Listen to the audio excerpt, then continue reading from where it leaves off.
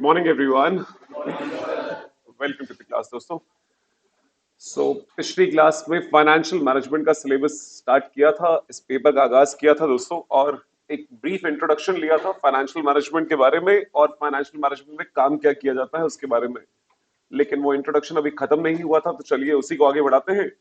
तो before we move forward एक बार फटाफट से रिकैप कर ले जो पिछली क्लास में किया था. तो फाइनेंशियल मैनेजमेंट का मतलब था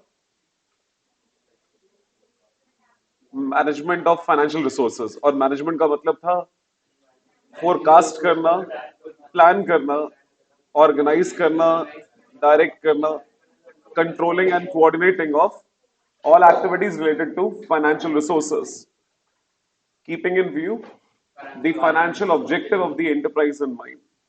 So forecasting का मतलब था पैसा कब चाहिए, कितना चाहिए, वो प्लान आउट करना. प्लानिंग का मतलब था पैसा कहाँ से आएगा, कब आएगा, वो सब और प्लान करना. ऑर्गेनाइजिंग का मतलब था फाइनली पैसे को अरेंज करना. डायरेक्टिंग का मतलब था पैसे को चैनलाइज करना, कहाँ लगाना है, इन्वेस्टमेंट करना. कोऑर्डिनेटिंग एंड कंट्रोलिंग वाज अपनी इन्वेस्टमेंट्स को सिंक्रोनाइज करना. अगर कोई इन्वेस्टमेंट गलत हो गई है तो उससे रोल बैक भी करना, अपने एसेट्स को प्रोटेक्ट करना. That's basically controlling and coordinating. सारी activities related to acquisition and application of funds, दो ही मेन चीजें थी, दो मेन एस्पेक्ट्स थे फाइनेंशियल मैनेजमेंट के, पैसे का प्रोक्योरमेंट और पैसे का utilisation. Keeping in view the financial objectives. तो फाइनेंशियल ऑब्जेक्टिव्स में ब्रॉडली जब भी हम कोई डिसीजन लेते हैं दोस्तों, तो डिसीजंस हमेशा किसी दायरे में लिए जाते हैं, और फाइनेंशियल मैनेजमेंट में भी एक फाइनेंस मैनेजर के सामने ऑब्जेक्टिव होगा कि एंटिटी का ऑब्जेक्टिव क्या है, और उस ऑब्जेक्टिव को ध्यान में रखते हुए ये डिसीजंस लिए जाने थे.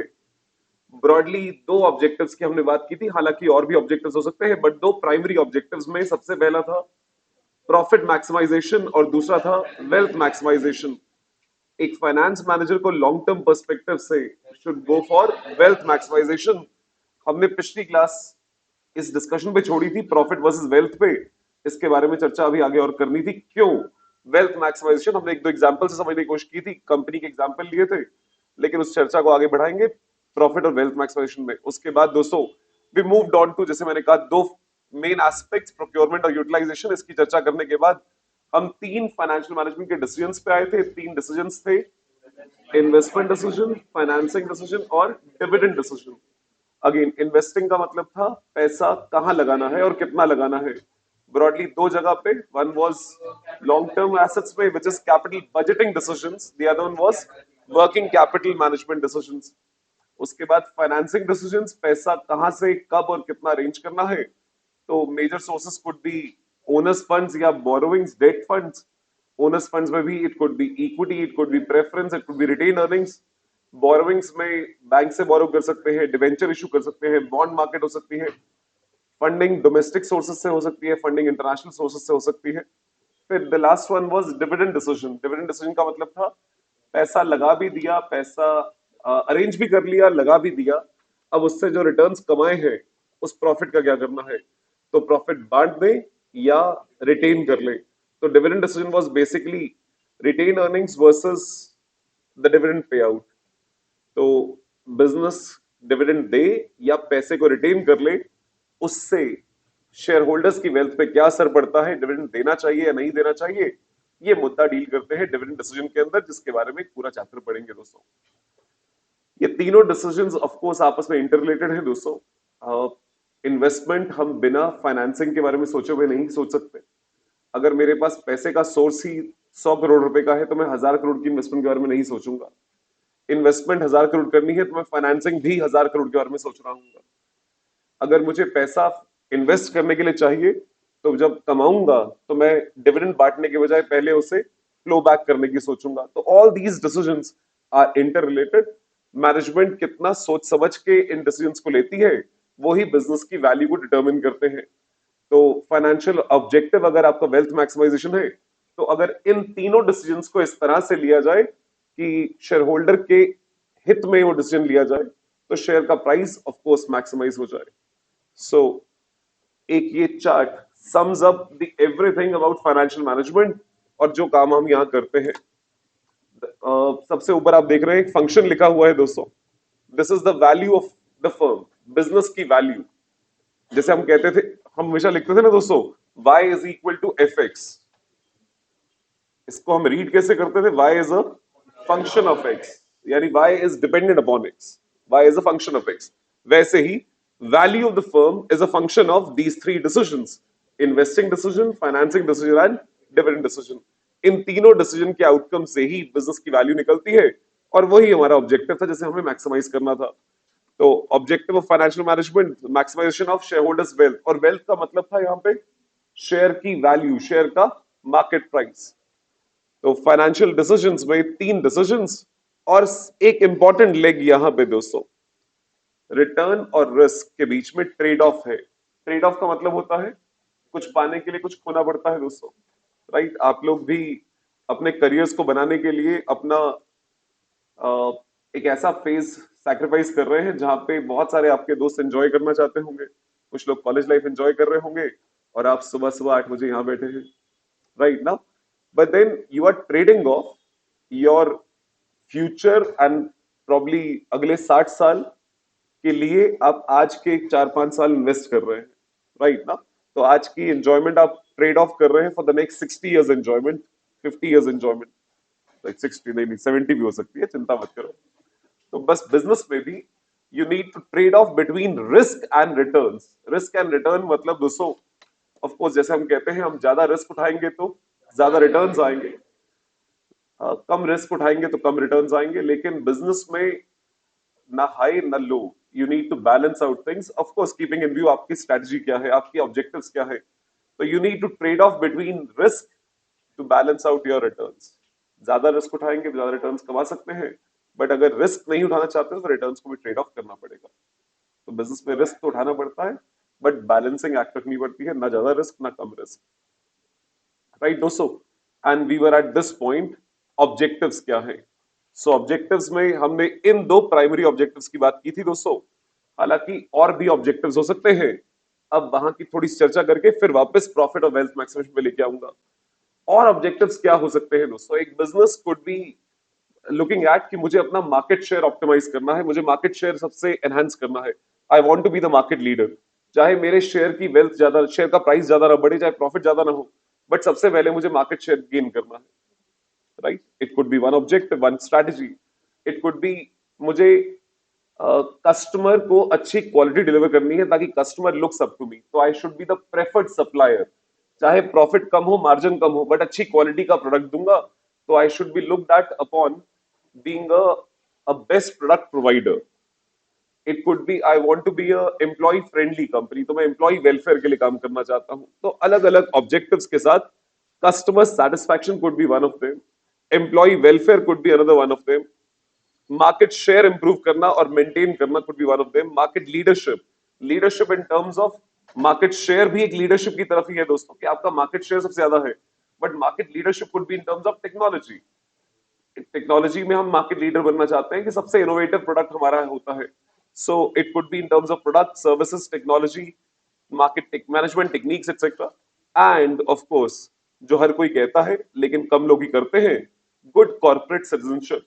तो businesses strive to be, they show कि हम लोग अच्छे कॉर्पोरेट सिटीजन हैं, उसकी तरफ काम किया जाता है। Tax remittance, ecological balance maintain करना, आज के जमाने में जैसा कहा जाता है, we are moving towards ecological balance, जहां पे इम्बैलेंस हो चुका है। सो जो ग्लोबल वार्मिंग वाले इश्यूज हो रहे हैं, उनसे निपटने के लिए सस्टेनेबिलिटी रिपोर्टिंग की जा रही है। हर बिजनेस अपने आप को ऐसा दिखाना चाहता है जैसे हम सोसाइटी के वेलफेयर के टुवर्ड्स कंट्रीब्यूट कर रहे हैं, और हम इस बिजनेस, इस वर्ल्ड को आगे लेके जाना चाहते हैं। तो हम इस पोल्यूशन वाले दौर से आगे निकलना चाहते हैं। तो आज जो आप दौर देखते हैं ई व्हीकल्स का, या हर चीज में ई की तरफ focus, that's another strategy of, another objective of business, जिसको वो अटेन करना चाहते हैं, राइट? लेकिन ऑफ कोर्स दोस्तों, ये सारे ऑब्जेक्टिव्स जो हमने अदर ऑब्जेक्टिव्स के दायरे में डाले, ये सब ऑब्जेक्टिव्स पूरे नहीं हो सकते अगर आपके ये दो प्राइमरी ऑब्जेक्टिव्स आप फुलफिल ना कर रहे हो। ऑफ कोर्स अगर बिजनेस में प्रॉफिट ही ना हो, या शेयर होल्डर्स को रिटर्न्स ही ना मिल रहे हो, तो चाहे आप मार्केट लीडर हैं, बट आप सस्टेन नहीं कर पाएंगे। Paytm is a prime example.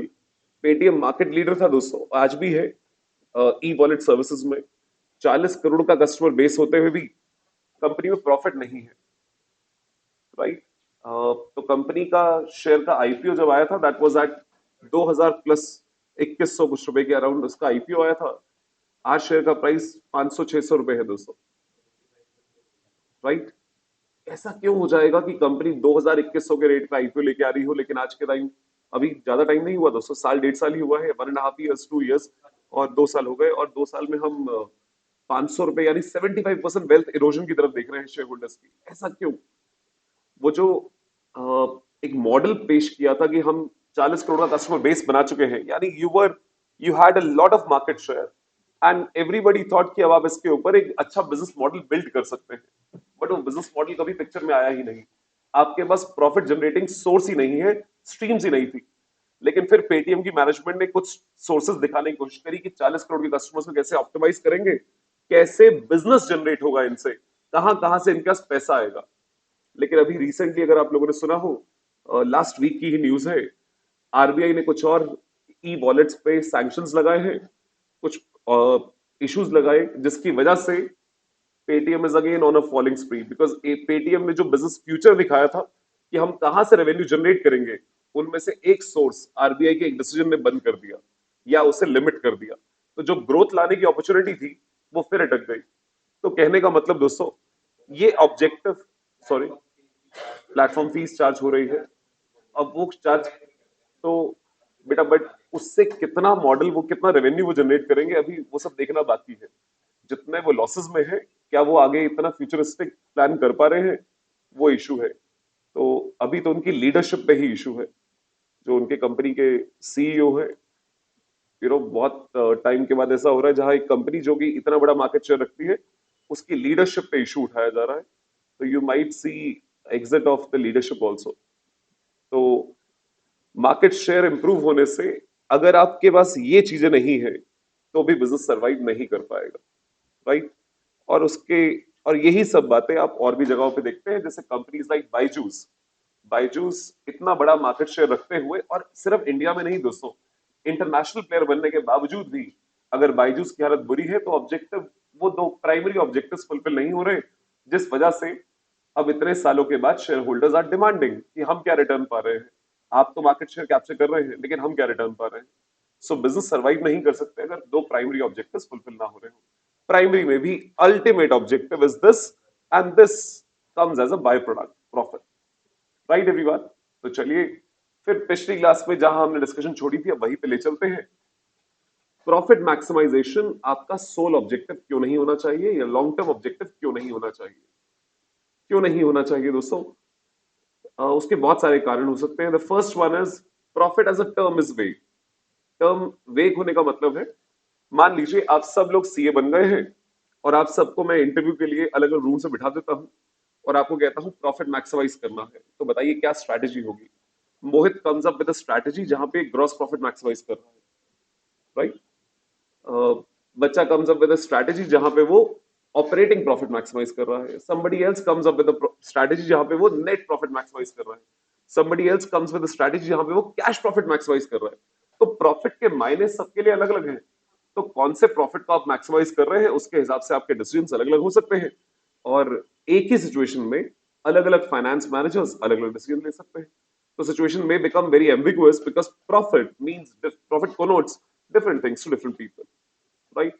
और प्रॉफिट अकाउंटिंग पॉलिसी से भी इंपैक्ट होता है, तो इसीलिए प्रॉफिट को मैक्सिमाइज करना is impacted due to personal bias of finance managers या अकाउंटिंग मैनेजर्स आल्सो। तो इसीलिए profit maximization can not be the objective, क्योंकि वो वेग है। उस पे जब वो टर्म ही वेग है, तो उसके ऑब्जेक्टिव के बेस पे लिए गए डिसीजंस भी अपने आप वेग ही होंगे। They will be ambiguous, they will not be clear. दूसरा दोस्तों, प्रॉफिट को मैक्सिमाइज करने के चक्कर में आप इतना रिस्क उठा सकते हैं कि आपका बिजनेस का सर्वाइवल ही चैलेंज हो जाए। रिस्क ज्यादा उठाया तो रिवॉर्ड्स भी आ सकते हैं, लेकिन उल्टा भी तो बढ़ सकता है। Risk is always of a down side. आप तो ये सोच के गए कि हम बहुत ज्यादा प्रॉफिट कमाएंगे, लेकिन अगर कुछ उल्टा हो जाए तो डाउन साइड का रिस्क, और जितना ज्यादा रिस्क उठाया होगा उतना ज्यादा नुकसान भी हो सकता है, राइट। तीसरा, प्रॉफिट ज्यादा कमाने के चक्कर में मैल प्रैक्टिसेस पिक्चर में आ सकती है। मैल प्रैक्टिसेस इन टर्म्स ऑफ कि आप खराब क्वालिटी का रॉ मटेरियल लगा रहे हैं, चीप लेबर लगा रहे हैं, लेबर को पैसे नहीं दे रहे, सप्लायर्स के पैसे नहीं दे रहे, खराब मशीनरी लगा रहे हैं या सस्ती मशीन लगा रहे हैं, जिससे अभी तो आप प्रॉफिट कमा लेंगे लेकिन लॉन्ग रन में आपकी गुडविल इंपैक्ट होगी, जिसकी वजह से आप अल्टीमेटली शायद कस्टमर्स को लॉन्ग रन में लूज करेंगे, और लॉन्ग रन में लूज करेंगे तो बिजनेस का आगे बढ़ना मुश्किल होगा। Right everyone? तो profit maximisation suffers from some limitations. The first one, profit as a term is, अलग अलग लोगों के लिए अलग अलग मतलब है उसके। प्रॉफिट मैक्सिमाइजेशन रिस्क को इग्नोर कर देता है, रिस्क को नहीं देखता, और इसी वजह से आप ज्यादा रिस्क उठा सकते हैं। और तीसरा, एक पहले मैं चाहूंगा आप ये देखें, profit maximization as an objective is too narrow, यानी मैल प्रैक्टिसेस की तरफ आपको ले जाएगा। तो रॉ मटेरियल खराब क्वालिटी वाली जो हमने बातें करी वो यहां। And finally, profit maximization time value of money को इग्नोर करता है। यहां 2 मिनट के लिए सामने देखें दोस्तों। दोस्तों, आप सबने प्रेजेंट वैल्यू या टाइम वैल्यू ऑफ मनी ये सब बारे में पढ़ा है दोस्तों। तो ईयर 1, ईयर 2, ईयर 3, ईयर 4, और ये हमारे पैट है दोस्तों। 10 लाख रुपए, 10 लाख रुपए, 10 लाख और 10 लाख। क्या ये चारों 10 लाख बराबर है दोस्तों? क्यों नहीं? लेकिन अकाउंटिंग में तो हम यही कहते हैं कि चारों साल के 10-10 लाख बराबर है। ऐसा क्यों कहते हैं दोस्तों? जब हम अकाउंटेंट से ये बात जानते हैं कि पैसे की वैल्यू अलग अलग होती है, टाइम वैल्यू मनी होती है, तो हम टाइम वैल्यू के लिए एडजस्ट क्यों नहीं कर लेते हैं?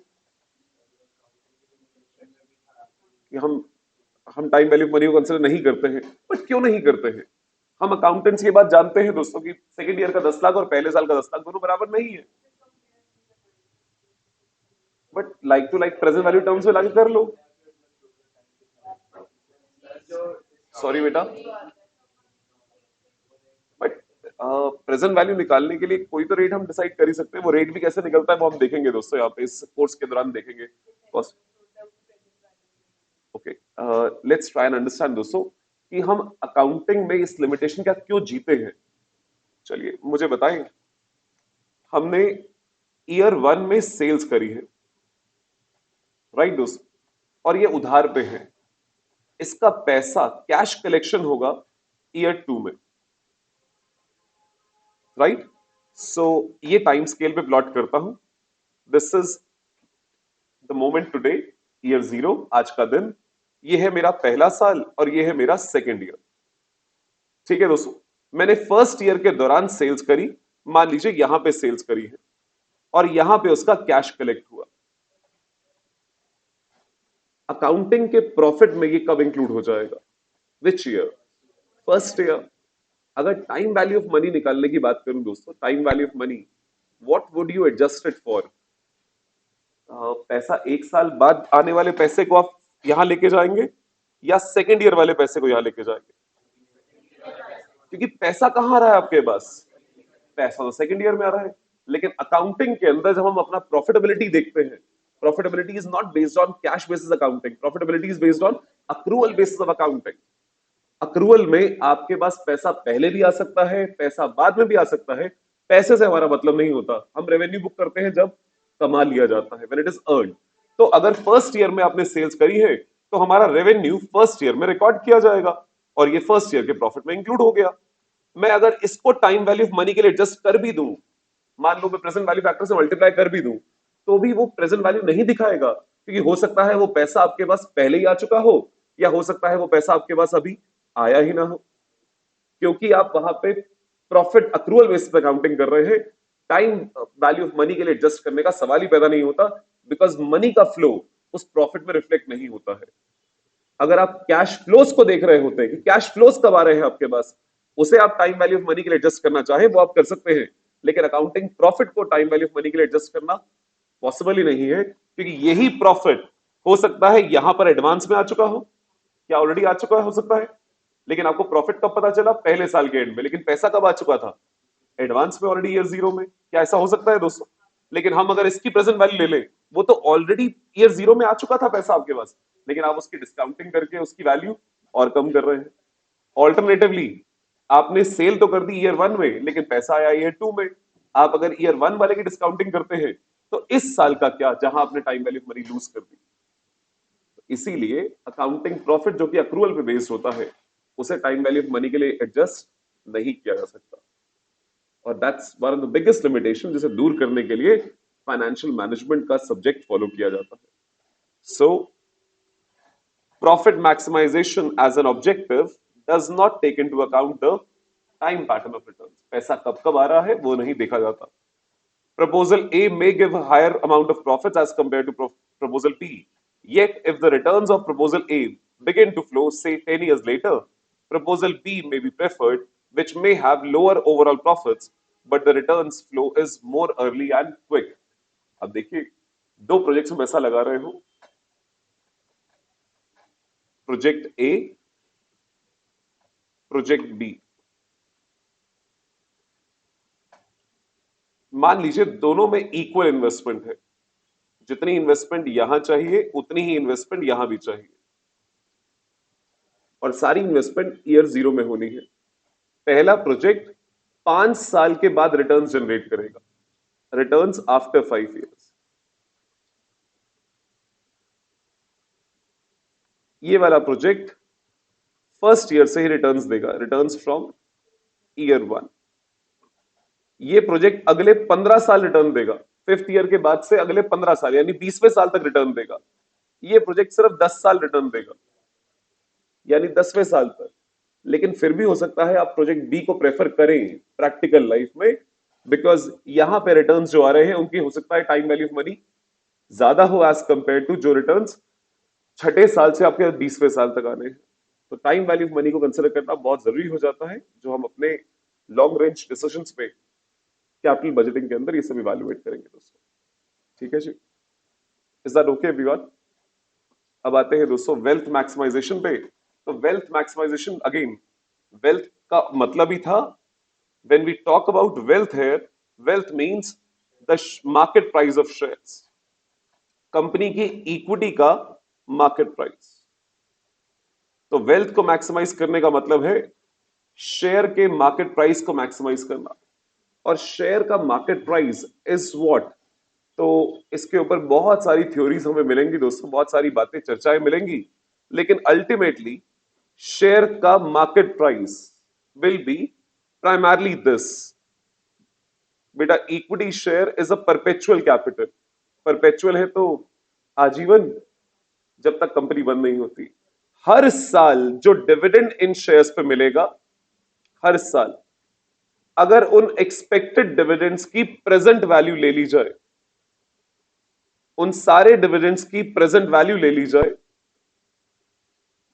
जो यहां उसका सम बनेगा, that's normally termed as the market price of the shares.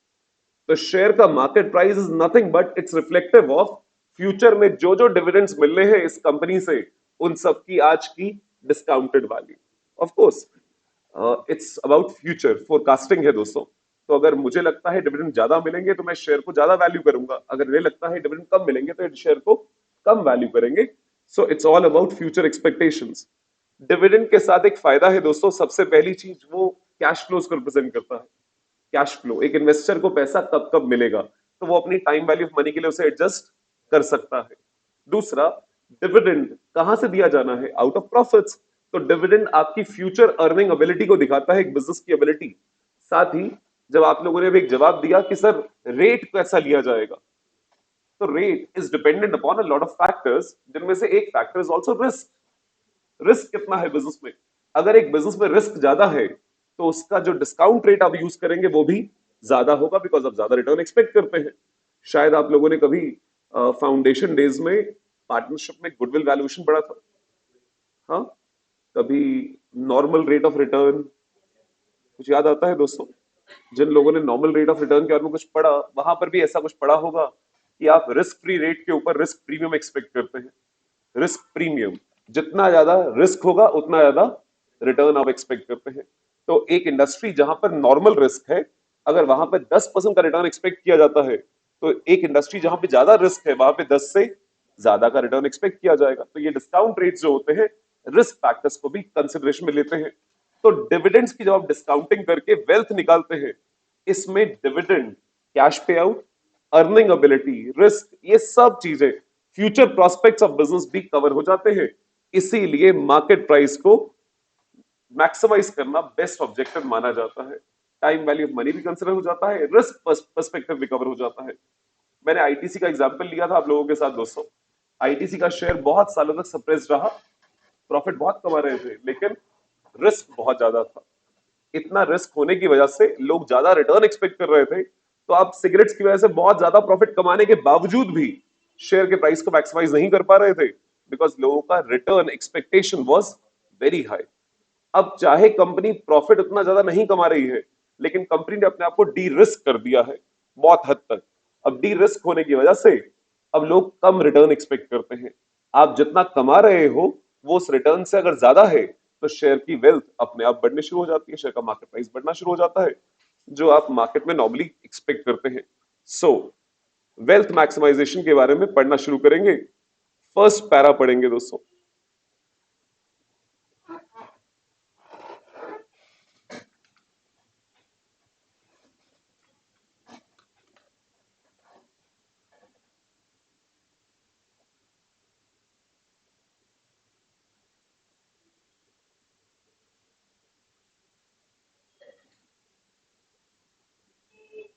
पढ़ लिया दोस्तों? Everyone everyone done?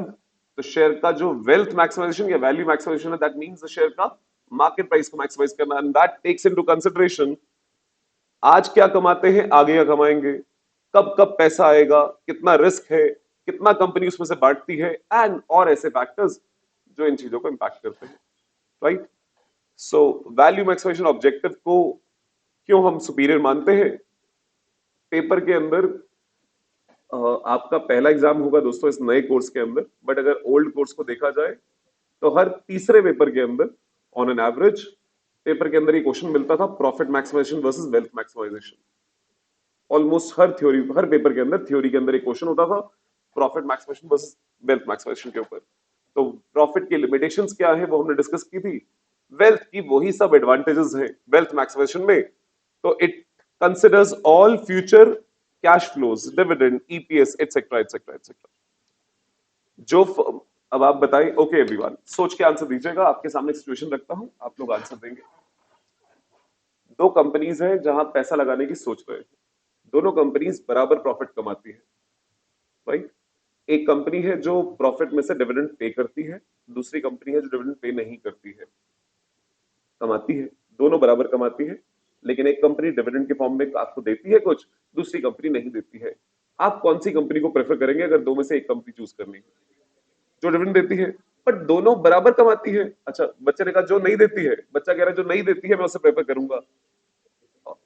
आप? हाँ,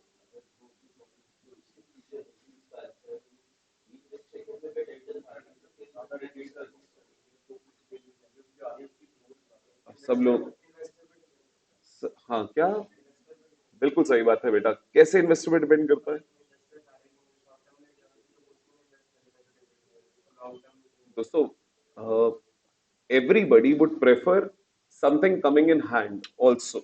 बच्चे की बात सही है, अगर कंपनी का ज्यादा अच्छी अपॉर्चुनिटीज है तो वो रिटेन करके फ्यूचर में ज्यादा कमा के दे, बट हमेशा फ्यूचर के लिए चीजें छोड़ी नहीं जाती है दोस्तों।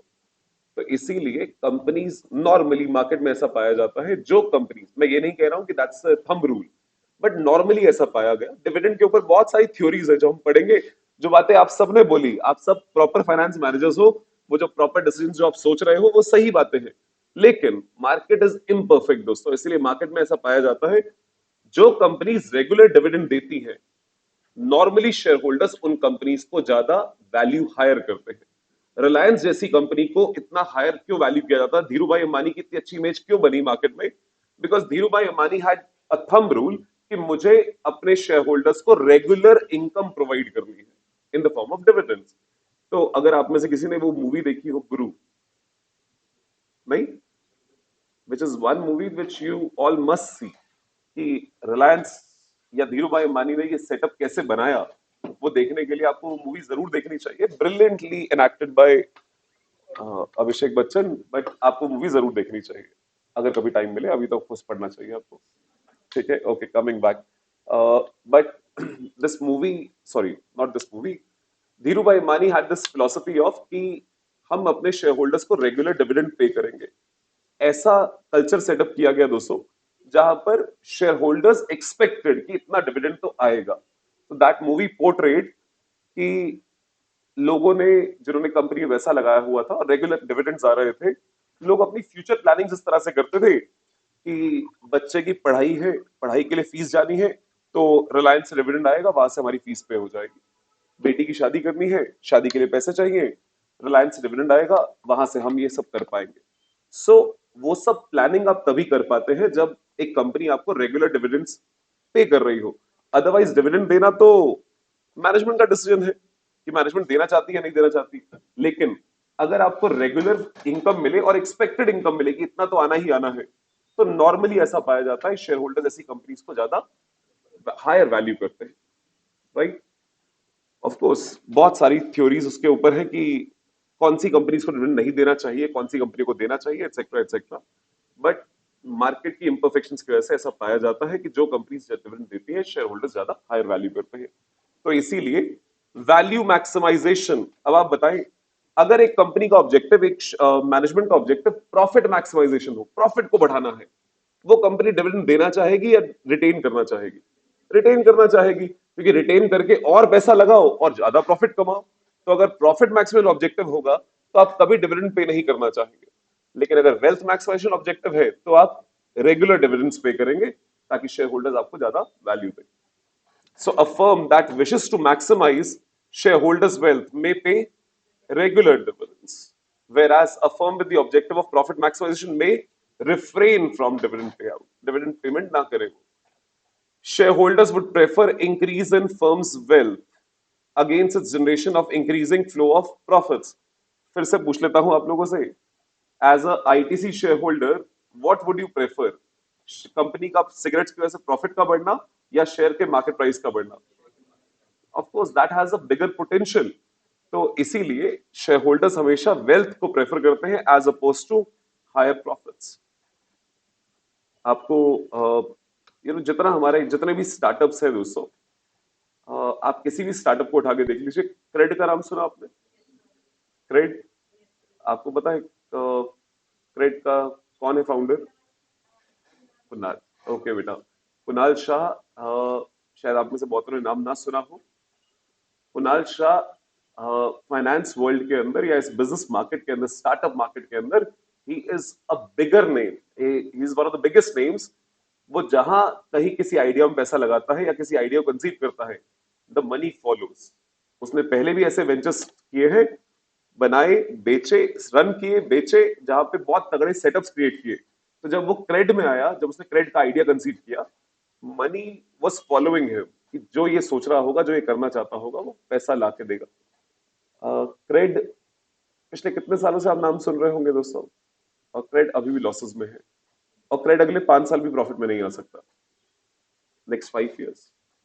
फिर भी पैसा है, क्यों? क्योंकि शेयर होल्डर्स प्रॉफिट नहीं, शेयर होल्डर्स वेल्थ देख रहे हैं। जिन लोगों ने पैसा लगाया हुआ है वो एक ऐसा बिजनेस मॉडल देखना चाहते हैं जो अगले 50 साल रिटर्न्स दे, ना कि सिर्फ 4 साल प्रॉफिट देके फिर बंद हो जाए। तो वो एक ऐसा मॉडल क्रिएट कर रहे हैं अगेन, जो लॉन्ग टर्म विजन रखता है, और यही स्टार्टअप का कल्चर है, हर बिजनेस का मॉडल यही है दोस्तों। So market price of share reflects share holders expected return considering the long term prospects of the firm, reflects the differences in timing of returns, consider risk, etc. etc. Is that okay everyone? तो आज आपका एक homework है, लिख लीजिए। आपने credit का business model पढ़ने की कोशिश करनी है, जितना आपको समझ आ जाए। फिर हम अगली क्लास में कभी चर्चा कर लेंगे इसके ऊपर।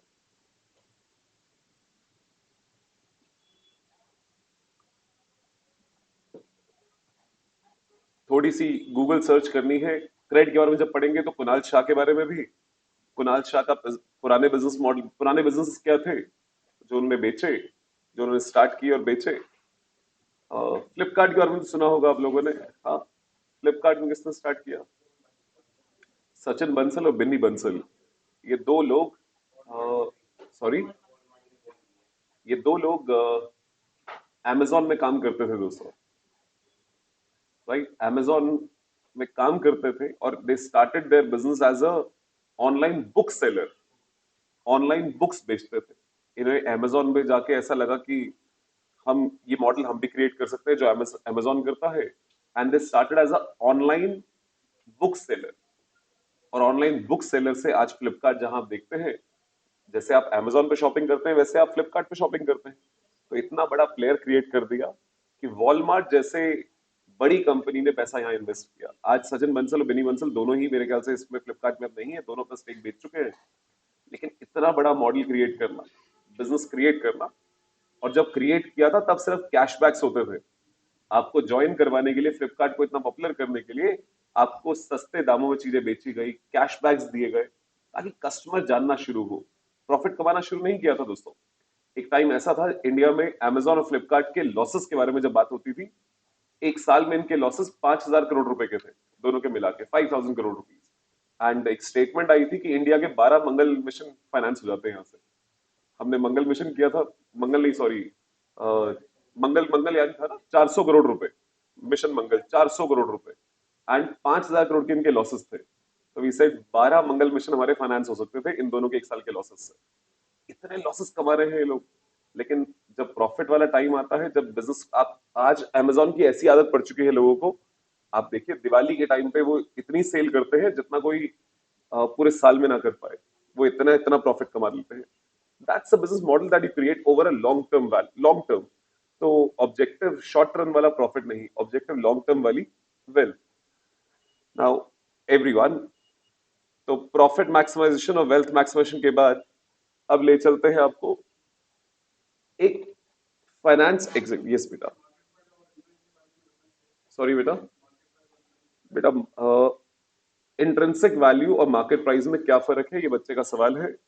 इंट्रिंसिक वैल्यू शब्द का मतलब होता है इंटरनल वैल्यू, जो वैल्यू वो कमांड करना चाहिए, द राइट वैल्यू क्या होनी चाहिए, बेस्ड ऑन उसकी earning prospects, based on assets हो सकता है, बेस्ड ऑन अर्निंग्स हो सकता है। आप लोगों ने कभी ग्रुप वन में एडवांस अकाउंट्स में अमेलगमेशन पढ़ा, वहां इंट्रिंसिक वैल्यू निकाली थी, निकाली। वो इंट्रिंसिक वैल्यू आपने शायद नेट एसेट्स पे निकाली थी, बैलेंस शीट के बेस पे। ऐसे ही इंट्रिंसिक वैल्यू अर्निंग्स के बेस पे भी निकल सकती है। डिविडेंड को जो हम अभी प्रेजेंट वैल्यू लेने की बात कर रहे हैं उसे भी इंट्रिंसिक वैल्यू कहा जाता है। इंट्रिंसिक वैल्यू इज सही दाम, इंटरनल वैल्यू जो शेयर की कमांड करना चाहिए। बच्चे का सवाल था इंट्रिंसिक वैल्यू और मार्केट वैल्यू में क्या फर्क है। मार्केट वैल्यू बेटा मार्केट फैक्टर से गवर्न होती है। मेरा शेयर का सही दाम 500 रुपए है, लेकिन आज मार्केट में कोई पॉजिटिव न्यूज आई, शेयर 700 रुपए हो गया, लेकिन उसका मतलब ये नहीं कि मेरे शेयर का सही दाम 700 रुपए है। आज मार्केट में नेगेटिव न्यूज आई, 300 रुपए रह गया, लेकिन इसका मतलब ये भी नहीं कि मेरे शेयर का सही दाम 300 रुपए है। My intrinsic value is 500। Market value is influenced by a lot of sentimental factors also. US में कुछ हो रहा है जो सीधा मुझे इंपैक्ट नहीं करता, बट यहां उसका इंपैक्ट दिखाई दे जाता है। सो आज के टाइम पे जब ओपन इकोनॉमीज है, मार्केट फैक्टर्स बहुत सारे अदर फैक्टर्स से इंपैक्ट, मार्केट प्राइस जो है वो बहुत सारे फैक्टर्स से इंपैक्ट होता है। इंट्रिंसिक वैल्यू इज सही वैल्यू। हमारा objective of course intrinsic value को मैक्सिमाइज करना है, ये मानते हुए कि मार्केट फोर्सेस इंडिपेंडेंट है। तो हम मार्केट प्राइस को ही सही दाम बोल देते हैं कि उसको मैक्सिमाइज करना है, market takes into consideration everything. ठीक है। अब दोस्तों, फाइनेंस एग्जीक्यूटिव का क्या रोल होता है, यानी एक सीएफओ, जो आप में से बहुत सारे लोग सपना देखते हैं कि हम सीए बनने के बाद एक कंपनी का फाइनेंस हेड बनेंगे, तो आपका रोल क्या होगा, what is your role in today's world. तो एक मैनेजमेंट गुरु रहे हैं इजरा सोलोमन। इजरा सोलोमन ने एक मॉडल दिया था कि फाइनेंशियल मैनेजमेंट में क्या स्कोप है फाइनेंशियल मैनेजमेंट की। तो she laid down broadly 4 things. The first one, financial management decides business का साइज क्या होगा, हम किस साइज पे ऑपरेट करना चाहते हैं। यानी हम 10 फैक्ट्रियां लगाना चाहते हैं या एक फैक्ट्री होनी चाहिए, हम 10 ज्योग्राफीज में ऑपरेट करना चाहते हैं या एक ज्योग्राफी में ऑपरेट करना चाहते हैं, हम 10 प्रोडक्ट लाइंस में जाना चाहते हैं या हम फोकस रहना चाहते हैं हम नीश सेगमेंट पे। तो प्रोडक्ट, हमारे बिजनेस का साइज क्या होगा, उस साइज के हिसाब से ही आप फिर डिसाइड करते हैं हमारा एसेट्स का कॉम्पोजिशन क्या होगा। एसेट्स का कॉम्पोजिशन का मतलब हम लॉन्ग टर्म वाले एसेट में ज्यादा पैसा लगाएंगे या वर्किंग कैपिटल में ज्यादा पैसा लगाएंगे, वर्किंग कैपिटल में भी लगाएंगे तो डेटर्स को कितना उधार देंगे, एटसेट्रा एटसेट्रा। तो कॉम्पोजिशन ऑफ एसेट्स क्या होगा, फिर मेरा कैपिटल स्ट्रक्चर क्या होगा, डेट इक्विटी मिक्स क्या होगा, एंड फाइनली इन सब चीजों को मैनेज करना। तो इजरा सोलोमन लेड डाउन कि scope of financial management is 4th step, first one is determining the size of the entity, और किस रेट से उसे भगाना है, हमारा साइज क्या होगा और किस रेट पे हम आगे ग्रो करके कितने सालों में कहां पहुंचेंगे। जैसे मोदी जी ने हमारे देश की इकोनॉमी के लिए टारगेट दिया, $5 ट्रिलियन इकोनॉमी। सुना आप लोगों ने? $5 ट्रिलियन इकोनॉमी बनाना है इंडिया को। आपको पता है इंडिया आज कौन से नंबर पे है? इंडिया 5वें नंबर पे है, बिहाइंड सबसे ऊपर है दोस्तों यूएस, फॉलोड बाय यूएस और चाइना को आज के टाइम पे हम टच करने का भी नहीं सोच सकते, वो इतना आगे है जीडीपी की टर्म्स में। लेकिन दी अदर टू कंट्रीज जो हमसे ऊपर है, यूके अब हमसे नीचे जा चुका है दोस्तों, यूके को हम पछाड़ चुके हैं, लेकिन हम है समवेयर अराउंड 3.6 3.7 बिलियन पे और ट्रिलियन डॉलर्स पे, और जो अदर दो इकोनॉमीज है Japan and France if I am not wrong, वो थर्ड एंड फोर्थ, वो 4 ट्रिलियन डॉलर्स के आसपास है, $4 ट्रिलियन। तो इसीलिए मोदी जी ने जो मंत्रा दिया था कि हम 2025 तक हम कोशिश करेंगे कि हम नंबर थर्ड इकोनॉमी बन जाए, लेकिन कोई भी ये विजन नहीं देता कि हम नंबर 2 या नंबर 1 कब होंगे, बिकॉज वो नंबर 2 और नंबर 1 बहुत दूर रह गए दोस्तों, वो हमसे बहुत आगे निकल गए। लेकिन इकोनॉमी का साइज क्या हो और किस रेट पे उसके लिए हमें ग्रो करना होगा, ये बातें इकोनॉमी के लिए मोदी जी ने जैसे करी, वैसे ही एक बिजनेस के लिए भी करना एक फाइनेंस एग्जीक्यूटिव का काम है।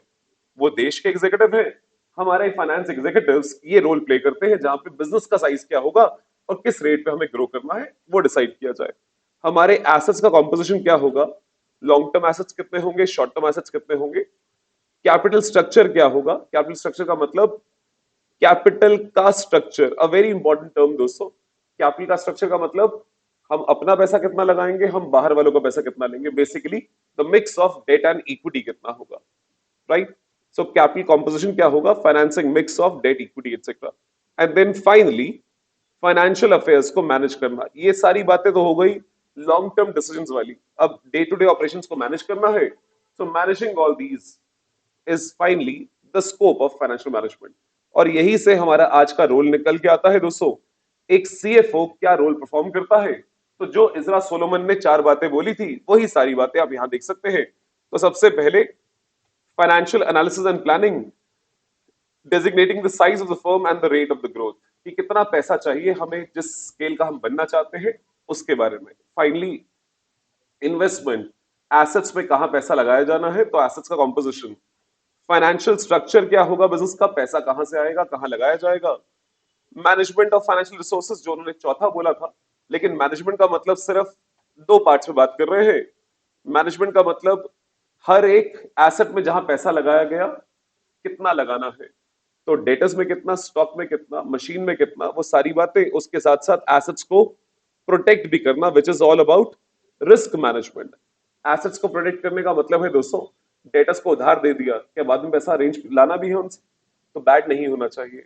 मशीन में पैसा लगा दिया, आपने एक ऐसी मशीन में पैसा लगा दिया जो टेक्नोलॉजिकली ऑब्सोलीट हो जाएगी कुछ सालों में, लेकिन आपने बहुत पैसा लगा दिया, वो रिटर्न्स ही नहीं देगा। तो you need to protect your assets. तो एसेट्स का एम्पल इंश्योरेंस होना चाहिए, उनके रिप्लेसमेंट के बारे में, वो सारी चीजें भी हमारे दायरे में ही आती है। तो आज का सीएफओ बहुत सारे रोल प्ले करता है। एक टाइम था फाइनेंशियल मैनेजमेंट जब स्टार्ट हुआ था दोस्तों, ये फील्ड जब स्टार्ट हुई थी, तो फाइनेंस मैनेजर्स को सिर्फ तब याद किया जाता था जब कोई इंपॉर्टेंट ट्रांजैक्शन होनी हो, यानी कोई बिजनेस खरीदना है, अपना कोई बिजनेस डीमर्ज करना है, किसी को अक्वायर करना है, इस टाइम पे फाइनेंस मैनेजर्स का रोल आता था। That was the nascent stage of financial management. फिर एक फाइनेंशियल मैनेजमेंट ऐसा आया जहां पे कहा गया हम टॉप मैनेजमेंट को असिस्ट करने के लिए है, डिसीजंस लेने के लिए। टॉप मैनेजमेंट को जो डिसीजंस लेने होते हैं हम उनको असिस्ट करने के लिए है। फिर आज का मॉडर्न फेज आया। मॉडर्न फेज में हमारा रोल हर जगह है। हर जगह है का मतलब हम जब कोई इंपॉर्टेंट ट्रांजैक्शन होती है तब भी अपना रोल प्ले करते हैं, हम टॉप मैनेजमेंट को गाइड भी करते हैं, और हम लोअर लेवल मैनेजमेंट में भी अपना रोल प्ले करते हैं, बिकॉज पैसा हर जगह है, और पैसा हर जगह है तो उसे मैनेज करना भी हर लेवल पे चाहिए। तो फाइनेंशियल मैनेजमेंट का जो अब फेज चल रहा है दोस्तों, वो परवेसिव है। परवेसिव होने का मतलब है वो कंटिन्यूअस है और हर लेवल ऑफ मैनेजमेंट पे है, हर जगह है। So financial analysis and planning में हमारा रोल, इन्वेस्टमेंट डिसीजन में हमारा रोल, फाइनेंसिंग डिसीजन में हमारा रोल, और फाइनली अपने सारे एसेट्स को मैनेज करने में हमारा role. That's the role of a CFO today. ये बहुत जेनरिक बातें हैं दोस्तों, लेकिन आज के टाइम पे जो जो चैलेंजेस हम फेस करते हैं, अगर उनके बारे में बात करें कि एक सीएफओ इतने हाई पैकेजेस क्यों कमांड करता है, इतनी क्यों वैल्यू कमांड करता है, तो उसके लिए समझना होगा रोल तो जो हम प्ले करते हैं, आज के टाइम पे हमारे सामने क्या क्या चैलेंजेस हैं। तो सबसे बड़ा चैलेंज दोस्तों टेक्नोलॉजी। टेक्नोलॉजी एवर चेंजिंग है, यू नो, नई नई टेक्नोलॉजीज आती रहेंगी और इस नए टेक्नोलॉजिकल एनवायरनमेंट में अपने आप को अडेप्ट करना वो हमारा रोल है। कौन सी टेक्नोलॉजी में हम इन्वेस्ट करें? अब एआई आ रहा है दोस्तों, तो एआई आने के साथ बहुत बार कहा जा रहा है कि जॉब चली जाएगी। जॉब्स नहीं जाने वाली दोस्तों। जॉब कौन से लेवल की जाने वाली है? 2000 रूटीन जॉब्स। रूटीन जॉब्स का मतलब जहां पर इंसान कोई वैल्यू ऐड नहीं करता, इंसान बस सिर्फ मोनोटोनस काम किया जा रहा है, किया वो काम रोबोट भी कर सकते हैं, वो काम एआई से करवाया जा सकता है। तो ऐसी जॉब्स चली जाएंगी, लेकिन हायर लेवल वाली जॉब्स और क्रिएट हो जाएंगी जहां दिमाग लगाने वाला काम हो। और इसीलिए आप, जब हम सीएस के लिए बात बोलते हैं, क्या आपकी जॉब चली जाएगी? कभी नहीं जा सकती दोस्तों, क्योंकि हम लोग जो काम कर रहे हैं वो काम नीचे के लेवल वाला नहीं होता कि हम रूटीन जॉब कर रहे हैं। हम जो काम करने वाले हैं वो बिजनेस की स्ट्रैटेजी वाला है।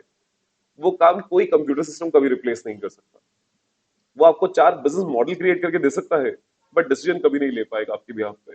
इसीलिए टेक्नोलॉजी को अडाप्ट करना हमारे लिए, और इस एवर चेंजिंग टेक्नोलॉजी एनवायरनमेंट में ऑपरेट करना हमारे लिए सबसे बड़ा चैलेंज होता है आज के टाइम पे, सबसे बड़ा इशू। लेकिन वही अपॉर्चुनिटी है, जहां इश्यूज है वही अपॉर्चुनिटीज है दोस्तों। सिर्फ आपकी नॉलेज के लिए दोस्तों, आज के जमाने में एक आईटी मैनेजर जो होता है वो सीएफओ को रिपोर्ट कर रहा होता है बहुत सारे बिजनेस के अंदर। यानी अगर आप किसी कंपनी के सीएफओ, मैंने जिस सेटअप में काम किया, हमारे डिवीजन में सबसे ऊपर होते थे वीपी फाइनेंस। अगर हमारी डिवीजन को एक कंपनी मान लिया जाए तो VP finance is like a CFO of the company, right. Company के जो हमारे डिवीजन के जो आईटी हेड थे वो हमारे वीपी फाइनेंस को रिपोर्ट करते थे। यानी अगर कल को मैं अपने आप को उस लेवल पे देखता हूं, तो मेरा आईटी मैनेजर, आईटी हेड जो है मुझे रिपोर्ट करेगा। किस बात के लिए रिपोर्ट करेगा दोस्तों? यानी मैं उससे क्या रिपोर्टिंग लूंगा कि कौन सी नई टेक्नोलॉजी में पैसा लगाना है। अगर मुझे खुद ही नहीं पता होगा कि नई टेक्नोलॉजी क्या है, उसके क्या फायदे हैं, क्या नुकसान है, तो नहीं कर सकते दोस्तों। वो डिसीजन हम कैसे लेंगे? करोड़ों रुपए की इन्वेस्टमेंट्स हैं, करोड़ों रुपए के रिटर्न्स भी हैं। आपको किस डायरेक्शन में जाना है वो डिसीजन आपको लेने हैं, लेकिन लेने के लिए आपको टेक्नोलॉजी पता होनी चाहिए। तो इसीलिए आज की टेक्नोलॉजी में ऑपरेट करना सबसे बड़ा चैलेंज है। उसके साथ ही रेगुलेटरी एनवायरनमेंट दोस्तों, रेगुलेशंस चेंज होते रहते हैं, यू नो। अब आप देखिए, करेंसी पहले हार्ड करेंसी होती थी, पेपर्स में डील होता था, कैश में डील। फिर आपने इनकम टैक्स एक्ट पढ़ना शुरू कर दिया। इनकम टैक्स एक्ट के अंदर आप लोगों ने पढ़ा बिजनेस कैश में पेमेंट नहीं कर सकता। हाँ, आप लोगों ने पढ़ा कैसे पेमेंट्स करनी है। अच्छा, अब आज आप डिजिटल देखते हैं। पहले इनकम टैक्स एक्ट में आया अकाउंट पे ही चेक से पेमेंट करनी है, अकाउंट पे ही चेक्स, क्योंकि तब भी पेपर का फ्लो ही देखा जाता था। पहले कैश का फ्लो था, आपने कहा अकाउंट पे ही चेक्स के थ्रू, बैंकिंग चैनल्स के थ्रू हो जाए। फिर धीरे धीरे अब नए मोड्स आ गए, डिजिटल पेमेंट्स। अब आप डिजिटल पेमेंट्स देखते हो, यूपीआई वगैरह, एनईएफटी, आरटीजीएस, ये सब अलाउड है। ये सब चीजें टेक्नोलॉजी के वजह से ही आ रही है, और अब रेगुलेशंस उसके अकॉर्डिंग चेंज होते जा रहे हैं। डिजिटल करेंसी आ गई, एक और करेंसी आ गई, क्रिप्टो करेंसी। अब क्रिप्टो आप ले सकते हो या नहीं ले सकते हो, उसके ऊपर नई रेगुलेशंस। तो ये रेगुलेटरी एनवायरनमेंट, लीगल कंप्लायंसेस बढ़ती ही जाती है। जैसे जैसे एनवायरनमेंट कॉम्प्लेक्स होता जा रहा है, रेगुलेटरी एनवायरनमेंट भी चेंज होता रहेगा। नए रेगुलेशंस में रेगुलेटरी कंप्लायंसेस करना भी हमारी जिम्मेदारी है। आप लोगों ने शायद एडवांस अकाउंट्स के अंदर कभी फाइनेंशियल स्टेटमेंट ऑफ कंपनीज पढ़े थे दोस्तों। नहीं नहीं, एडवांस अकाउंट जब मैं बोलता हूं, जिन लोगों ने ओल्ड कोर्स वाले हैं उन्होंने अकाउंट्स में भी पढ़ा है। Financial statement of companies, company की बैलेंस शीट देखी आप लोगों ने। कंपनी की बैलेंस शीट में एक वो ट्रेड पेबल्स आता है। ट्रेड पेबल्स को 2 पार्ट्स में डिवाइड किया था, due to micro and small entities and others. कुछ याद आता है दोस्तों? ये एमएसएमईडी एक्ट 2006 का एक्ट है दोस्तों, 2006, 2006 में आया था। और 2021, if I'm not wrong, एक नई रिपोर्टिंग रिक्वायरमेंट डाल दी गई। तो micro small and medium enterprises के लिए अगर आपकी कोई ड्यूज है, तो सरकार ने कहा आपको एनुअल रिपोर्टिंग करनी है, एक एंटरप्राइज को एनुअल रिपोर्टिंग करनी है। बैठे बैठा एक नई रेगुलेशन आ गई कि रिपोर्टिंग करनी है। किसने करनी है? Who will be doing that? HR manager, IT manager? No, a finance manager, accounts manager would be doing that. तो रेगुलेटरी एनवायरनमेंट, आज तक सेल्स टैक्स चल रहा था, सेल्स टैक्स का वैट आ गया, वैट के बाद जीएसटी आ गया, और जीएसटी में भी आए दिन चेंजेस आते रहते हैं। वो सब कंप्लायंसेस किसको करनी है? वो सब हमारे दायरे में आती है दोस्तों। तो रेगुलेशंस का चेंज होते रहना, ये हमारे लिए एक बहुत बड़ा चैलेंज है, क्योंकि हमें बार बार उनको अडॉप्ट करने की जरूरत होती है, और हमें अपनी टीम से काम करवाना है वो सब चीजें। Globalization another big challenge. हालांकि आज आप जिस दौर में पैदा हुए हैं, आपने तो ग्लोबलाइज्ड वर्ल्ड ही देखा है, लेकिन एक दौर वो इंडिया की क्लोज्ड इकोनॉमी वाला भी था दोस्तों। 1991 में जब मनमोहन सिंह जी ने इकोनॉमिक रिफॉर्म्स वो लेके आए, उससे पहले हमारा देश एक क्लोज्ड इकोनॉमी था। फिर ग्लोबलाइजेशन का दौर जैसे जैसे बढ़ता गया, आज आपका कंपटीशन सिर्फ अपने आप से नहीं है, आज आपका कंपटीशन ग्लोबल पीयर्स से है, राइट? वो हम कहते हैं, हमारा अभी G20 समिट हुआ था यहाँ पे, क्या था टैगलाइन उसका? वसुदेवाय कुटुंबकम। वसुदेवाय कुटुंबकम का मतलब होता है दोस्तों, ये दुनिया एक परिवार है, राइट? अगर ये दुनिया एक परिवार है, वो बिजनेस वर्ल्ड के लिए भी है, और बिजनेस वर्ल्ड ग्लोबलाइज होने के साथ साथ अब आप चैलेंजेस फेस करते हैं अलग अलग पार्ट्स ऑफ द वर्ल्ड से। आप अपने यहाँ मैन्युफैक्चरिंग कर रहे हैं, लेकिन आपके यहाँ जो माल बनता है वो महंगा बनता है, चाइना वाला चाइना से माल यहाँ भेज देता है, वो वहां बना के यहाँ एक्सपोर्ट कर देता है, आपके देश में वो माल सस्ता पहुंचता है, आप यहाँ बैठ के नहीं बना पाते उतने में। That's a challenge that you face from global peers, right?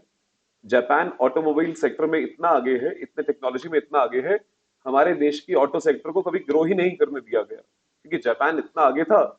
हमें पहली ऑटो कंपनी बनाने के लिए भी जापानीज कंपनी का सहारा लेना पड़ा, मारुति सुजुकी, जो जॉइंट वेंचर था between the government and Suzuki Japanese entity, क्योंकि सुजुकी जापान इतना आगे था टेक्नोलॉजी में। और आज भी आप देखते हैं जापान की ही सारी ऑटो मेकर्स कंपनीज हैं जो यहाँ ऑपरेट कर रही हैं। Okay, next, risk. बच्चे, ये सारी जितनी ऊपर बातें करी, ये सब चीजें अलग अलग तरह के रिस्क भी पोज करती हैं। टेक्नोलॉजी के एडवेंट के साथ एक नए रिस्क आ जाते हैं, अब सब चीजें ऑनलाइन होने लग गई, डिजिटल होने लग गई, तो रिस्क एक और है डिजिटल थेफ्ट का। Digital theft in the sense, कोई वायरस अटैक्स हो जाए, आपके अकाउंट से पैसा निकल जाए, राइट? वायरस अटैक ना भी हो तो आप समझते हैं वो टेलीफोनिक थेफ्ट जो होते हैं।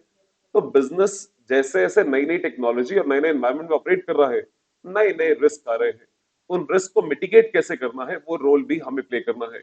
तो कंट्रोलरशिप का रोल प्ले करते हैं। कंट्रोलरशिप का मतलब है चीजों को कंट्रोल करना, तो रिस्क मिटिगेट कैसे करना है वो सब भी हमारे दायरे में आता है। एक पेपर जो आपके नए कोर्स से हटा दिया गया है दोस्तों, विच वॉज EIS। EIS में आपको टेक्नोलॉजी ओरिएंटेड कंट्रोल्स बिजनेस में जो होते हैं उसके बारे में ज्ञान दिया जाता था, जो बहुत अच्छा पेपर था मेरे हिसाब से, लेकिन फाइनली अब हटा दिया गया है क्योंकि सीए का बच्चा टेक्नोलॉजी से बहुत डरता है। लेकिन टेक्नोलॉजी हमारे लिए सबसे बड़ी चैलेंज, सबसे बड़ी अपॉर्चुनिटी भी है। तो रिस्क इस एवर चेंजिंग वर्ल्ड में एक बहुत इंपॉर्टेंट फैक्टर है। और सिर्फ रिस्क, सिर्फ ये वायरस अटैक का रिस्क नहीं है दोस्तों, डिजिटल फ्रॉड्स का रिस्क नहीं है, टेक्नोलॉजी चेंजिंग का रिस्क है। आपने नोकिया कंपनी का नाम सुना है? नोकिया मोबाइल हैंडसेट्स में मार्केट लीडर्स थे दोस्तों। आज आप सैमसंग, आज आप एप्पल का नाम सुनते हैं, इन सबसे पहले सिर्फ एक ही कंपनी होती थी, दैट वाज नोकिया। और वो फेल क्यों हुए? बिकॉज उन्होंने नो किया, उन्होंने कुछ नहीं किया, they did not adapt to the changing environment. वो रिस्क हमेशा रहेगा, आपका कॉम्पिटिटर क्या कर रहा है वो रिस्क हमेशा रहेगा, अगर आप उसको अडैप्ट नहीं कर रहे, उसको फोर्सी नहीं कर रहे, आप ट्रांसफॉर्मेशन में पैसा इन्वेस्ट नहीं कर रहे। And there comes the next one, transformation. Transformation का मतलब दोस्तों, हमें हमेशा माना जाता है एक सेल्स वाला बिजनेस ला के देता है, धंधा ला के देता है, माल बेचता है, माल बिकेगा तभी प्रॉफिट आएगा। प्रोडक्शन वाला माल बनाता है। फाइनेंस वाला क्या काम कर रहा है? तो हमें कहा जाता है दैट यू आर लाइक हाथी sitting on the finances of the business. आप इतनी हेवी सैलरीज ड्रॉ करते हो, बिजनेस को आप क्या फायदा पहुंचाते हो? तो ये पर्सपेक्टिव चेंज करना, हमारा माइंडसेट भी और दुनिया का माइंडसेट भी चेंज करना, कि जैसा बच्चे ने कहा हम पैसा ला के देते हैं, हम ना हो तो बिजनेस चल नहीं सकता। हम जैसे हम कहते हैं दोस्तों, पैसा बिजनेस के लिए वो काम करता है जो पेट्रोल एक गाड़ी के लिए करता है। What oil is to a car, the same thing funds are for a business. And funds पूरे बिजनेस में इन्वॉल्व होते हैं। पूरे बिजनेस को निट टुगेदर करने वाले हम लोग हैं। निट टुगेदर करने वाले मतलब है दोस्तों, ये सेल्स मैनेजर है, इनका ऑब्जेक्टिव क्या होगा? माल बेचना, ज्यादा बेचना। ये प्रोडक्शन मैनेजर है, इनका काम क्या होगा? माल बनाना। ये एचआर मैनेजर है, इनका काम क्या है? इन सबका आपस में कोई कनेक्शन नहीं है दोस्तों। They are not connected with each other. इनका आपस में कोई, बल्कि ये आपस में लड़ते रहते हैं। एचआर मैनेजर और प्रोडक्शन मैनेजर में लड़ाई इस बात की चलती है कि टाइम पे तुम लोग प्रोवाइड नहीं करते, इस वजह से हम प्रोडक्शन नहीं कर पाते, या तुम हमें स्किल्ड लेबर नहीं देते हो, सस्ती लेबर लाके देते हो, जिस वजह से हम प्रोडक्शन अच्छी नहीं कर पा रहे। प्रोडक्शन मैनेजर और सेल्स मैनेजर में लड़ाई होती है कि माल बना दिया तो कोई कस्टमर नहीं लेके आ रहा, या उल्टा, मैं कस्टमर ले आया तुम्हारा माल ही रेडी नहीं है। इनकी हमेशा आपस में लड़ाइयां रहती है। इनको बांधने वाले हम हैं, बिकॉज इनको बांधने वाला एक कॉमन फैक्टर है, विच इज पैसा। पैसा हर जगह इन्वॉल्व है और पैसा हमारे कंट्रोल में है। दैट्स वाई हम जो रोल प्ले करते हैं वो बहुत इंपॉर्टेंट रोल है। इसीलिए हमें transformation becomes one of the very important functions, जहां पर हम ज्यादा अच्छी सर्विसेज दें और खर्चे ना बढ़ाएं। हम बल्कि कॉस्ट सेविंग वाले रोल प्ले करें और सर्विस इंप्रूव करें। वो ट्रांसफॉर्म होना बहुत जरूरी है कि हमें कोई एलिफेंट ना बोले, हमें ये बोले कि हमारे बिना काम नहीं हो सकता है।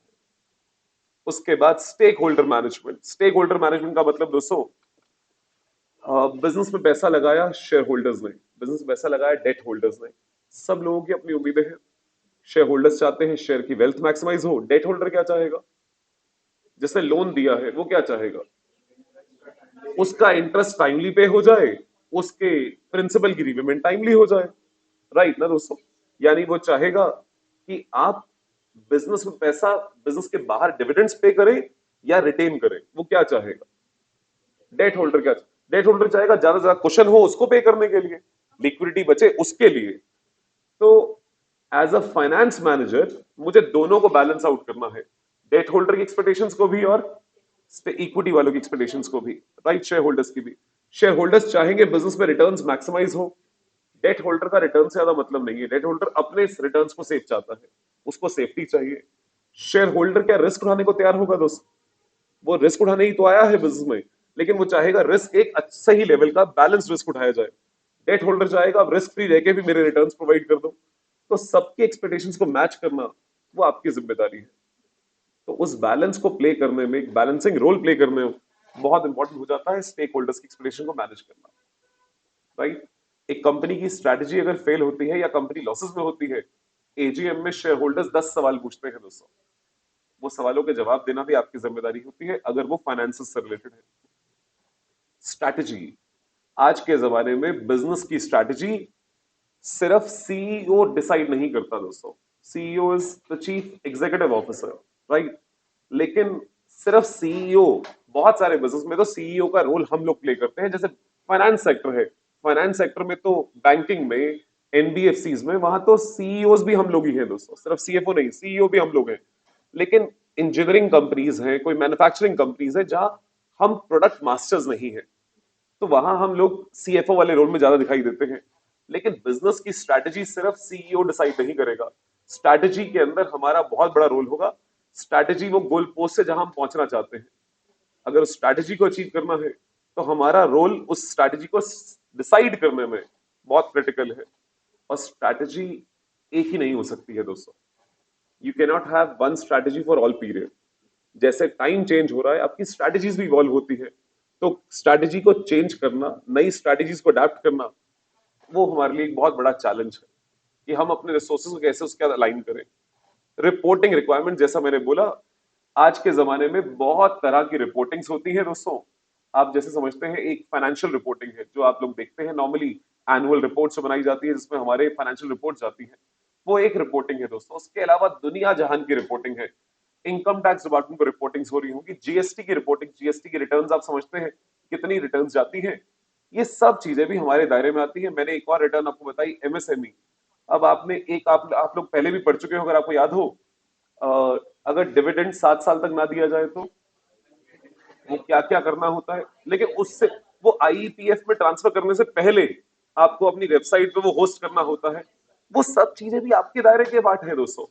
क्या क्या रेगुलेशंस आपको मीट करनी है, अगर एक कंपनी लिस्टेड है तो सेबी को क्या क्या रिपोर्ट करना है, स्टॉक एक्सचेंज में क्या क्या मार्केट इंफॉर्मेशन रिपोर्ट करनी है, वो सब चीजें बहुत कम्बरसम हो जाती है दोस्तों। It is a huge task when it comes to reporting requirements.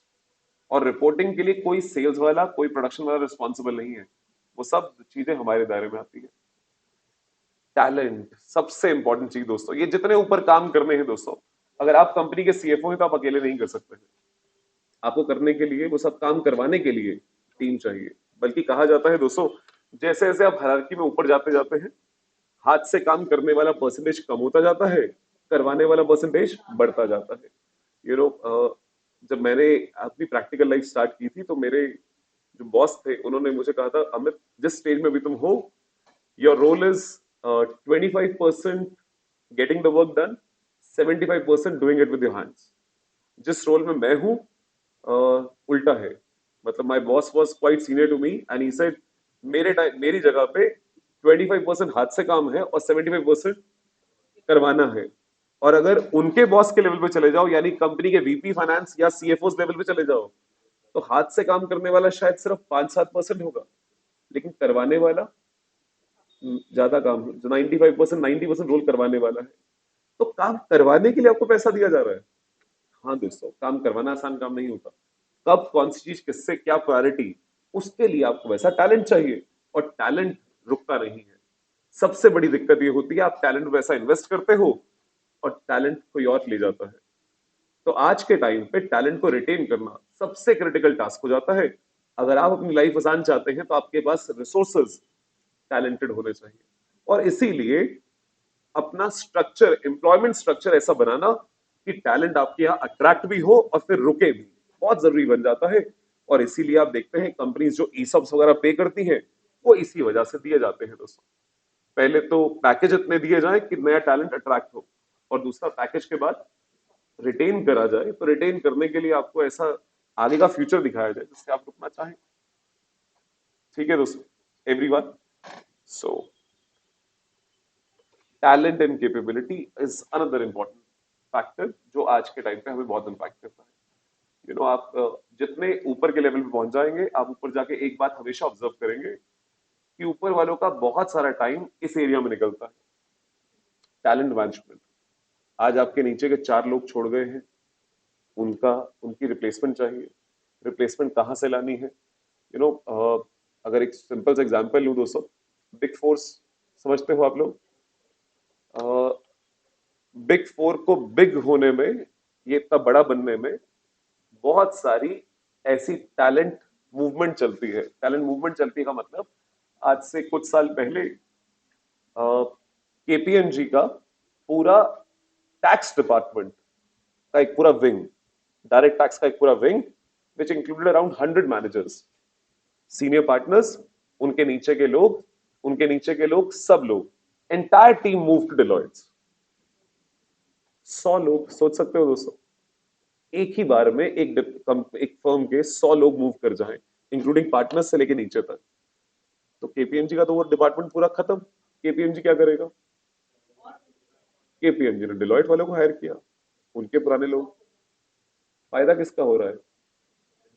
अब आप सोच के देखिए इस पूरी कहानी में क्या चल रहा होगा। जब डिलॉयट ने केपीएमजी की टीम खींची होगी, तो जिस पार्टनर को 1 करोड़ रुपए मिलता होगा, उसे क्या बोला गया होगा? तू आजा, तेरे को 1.5 करोड़ देंगे। नीचे वाले लोग जिसको 10 लाख मिलता होगा, उसे 12 लाख, 15 लाख, 20 लाख। पूरी टीम मूव करी। अब अगर केपीएमजी को डिलॉयट वालों को खींचना है, तो पुराने मैनेजर्स, उनके पुरानी टीम को, या पीडब्ल्यूसी वालों को, उनके साथ, तो यहाँ पे टैलेंट को तो फायदा हो रहा है, the firm is losing on to, firm की कॉस्ट बढ़ती जा रही है। तो लेकिन आप अपनी प्रैक्टिस को जाने तो नहीं दे सकते। तो प्रैक्टिस को बनाने के लिए पहले बहुत टाइम लगता है, एफर्ट लगता है, फिर उसे रिटेन करने के लिए बहुत एफर्ट लगता है। वहां पे आपका रोल हमेशा रहेगा। आप इसीलिए आधे से ज्यादा टाइम जब ऊपर की मैनेजमेंट में चले जाएंगे, आप इस फैक्टर को ही संभालते रहेंगे कि कैसे अच्छा टैलेंट रोका जा सके और अट्रैक्ट किया जा सके। ठीक है जी। आप लोग जो देखते हैं, बड़ी बड़ी कंपनीज जाती है कैंपस में हायरिंग करती है। कैंपस हायरिंग क्यों की जाती है दोस्तों? A company can get the people through वो रॉ टैलेंट है जिसे आप फर्स्ट हैंड टैप करना चाहते हैं। कि अभी they are fresh from the fresh in the market, वहीं से पकड़ लिया जाएगा। और एक बार आप फ्रेश टैलेंट को ले आए, अब आपके ऊपर है आप उन्हें रिटेन कितना करते हैं, अगर आपको कोई टैलेंट दिखता है अच्छा। ठीक है जी। तो एक सीएफओ का रोल आज के टाइम पे बहुत चैलेंजिंग है, लेकिन बहुत सारे काम जो हम लोग एज ए चार्टर्ड अकाउंटेंट करते हैं, जैसे ऑडिटर, जैसे टैक्स कंसल्टेंट, यहाँ पे हमारा कोई कंपटीशन नहीं होता दोस्तों। ऑडिटर वाले रोल में तो सिर्फ हम ही काम कर सकते हैं, right. Company audit only a CA can do, CA in practice can do, right. Tax consultants, हालांकि लॉयर्स भी होते हैं जो टैक्स एक्सपर्ट्स होते हैं, लेकिन हमसे ऊपर टैक्स कंसल्टेंट किसी को नहीं माना जाता, बिकॉज टैक्स हमारा फोटे है। लेकिन ये एक ऐसा एरिया है दोस्तों जहां पर हम बहुत बड़ा कंपटीशन मिलता है।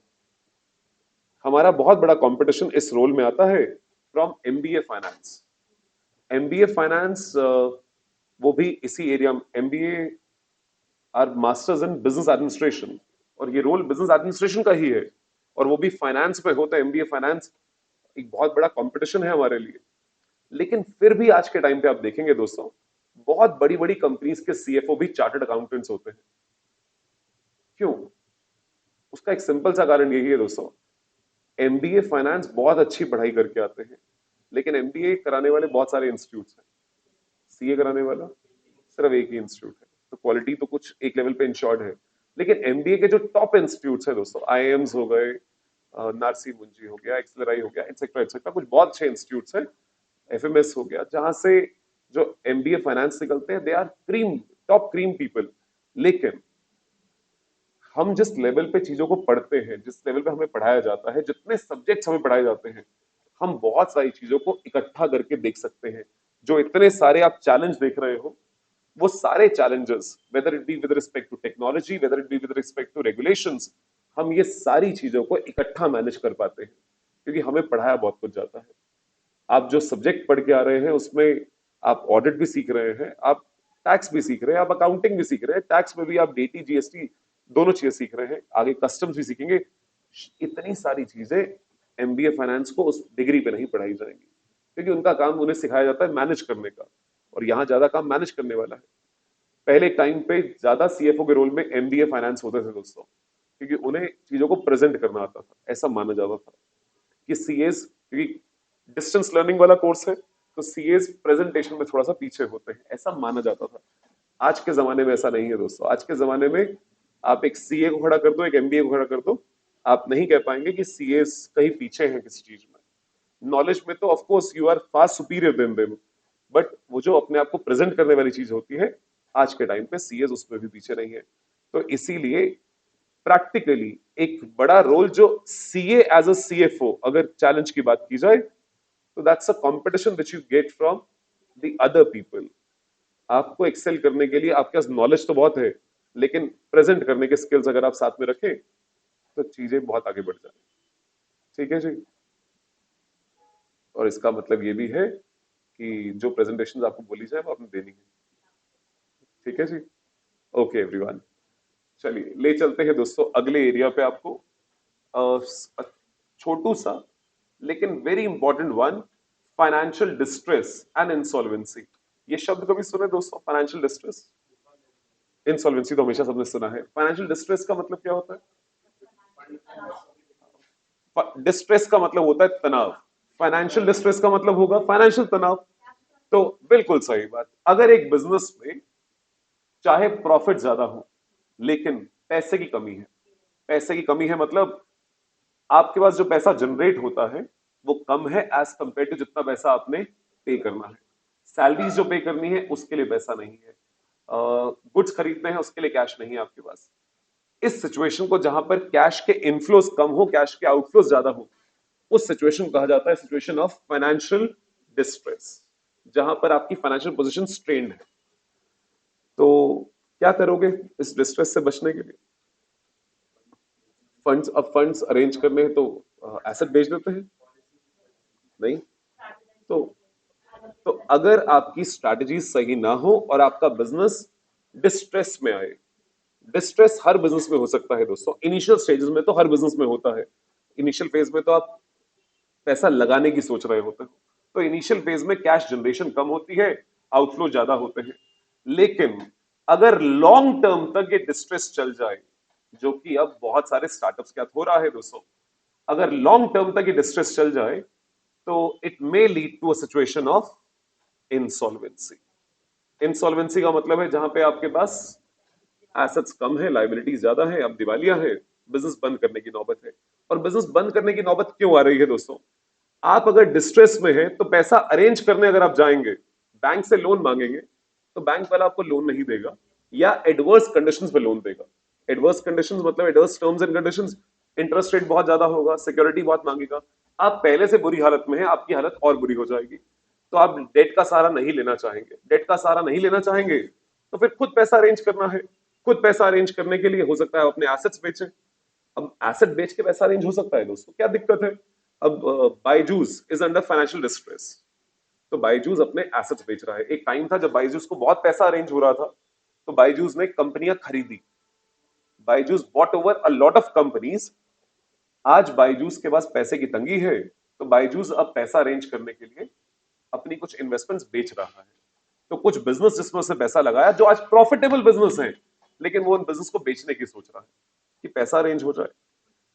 अब आप सोचिए, अगर आज बायजूस उस बिजनेस को बेचना चाहता है, क्या बायजूस को सही दाम मिल जाएगा? क्यों नहीं मिलेगा?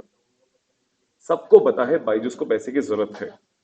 अगर जरूरत है तो हर कोई दबाएगा आपको, और जो उस बिजनेस का सही दाम है आपको नहीं मिल पाएगा, तो औने पौने दाम पे बिजनेस बेचोगे। जो हालत पहले से बुरी थी, आपके पास पहले से एसेट्स कम थे, अब और हालत बुरी हो जाएगी, क्योंकि आपके जो वैल्यूएबल एसेट्स हैं वो भी कम वैल्यू में बिक रहे हैं। और अगर ये सिचुएशन लॉन्ग टर्म तक कंटिन्यू हो जाए, it will lead to your insolvency. तो फाइनेंशियल डिस्ट्रेस और इंसॉल्वेंसी, इन दो बातों को याद रखिएगा। आगे आने वाले कुछ चैप्टर्स के अंदर इसको कहीं लिंक करेंगे, कुछ थ्योरीज के अंदर, कुछ कॉन्सेप्ट्स के अंदर। तो मेरे साथ पढ़ना स्टार्ट करेंगे दोस्तों। पहला bullet, there are various factors like price of the product, service demand, price of inputs, etc. Example, raw material, labor, which is to be managed by an organization on a continuous basis. सही बात है, ये सारे factors आपको manage करने हैं। Proportion of debt also needs to be managed by an organization very delicately. कितना date लेते हैं वो भी मैनेज करना जरूरी है। Higher debt requires higher interest, and if cash inflow is not sufficient, then it will put lot of pressure to the organization. Suzlon exactly same हालत थी Suzlon की दोस्तों। Both short term and long term creditors will put stress to the firm. Right everyone? दबाव। If all the above factors are not well managed by the firm, it can create a situation known as distress. So, financial distress is a position where cash inflows of a firm are inadequate to meet all its current obligations. Inflows कम है, outflows ज़्यादा है. A situation of stress on your finances is called a financial distress.